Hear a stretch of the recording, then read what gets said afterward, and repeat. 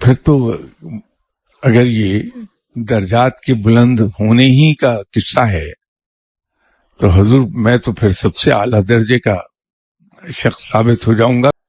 ایسی بات نہیں ہے. ایک فرمان ہے کہ انسان پر کوئی مصیبت نہیں آتی ما سوائے اس کے اپنے ہاتھ کے، کہ جو کچھ ہم بھگتتے ہیں اس میں ہماری اپنی نالائکیوں کا دخل ہوتا ہے. یہ اور بات ہے کہ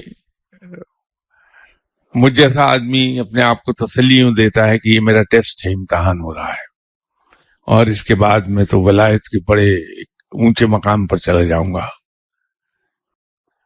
تو ہاتھ سے مراد یہ ہے کہ وہ اس کی اپنی کم عقلی سے، اپنی بے وقوفی سے، اپنی غلطی سے، اپنی کوتاہی سے وہ مشکلات کا شکار ہو جاتا ہے.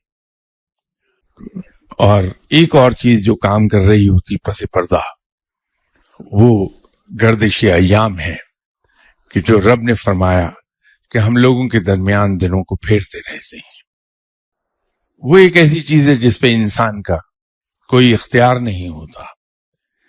تو اگر اپنی تمام تر کوششوں اور سمجھداری کے باوجود اگر انسان مشکل میں ہے تو انسان کو یہ تسلیم کر لینا چاہیے، اور کہ جس طرح میں نے اچھے دن گزارے ہیں اسی طرح یہ برے دن آ گئے ہیں، تو میں اس سے بھی نکل جاؤں گا، رب تعالیٰ مجھے نکال لے گا.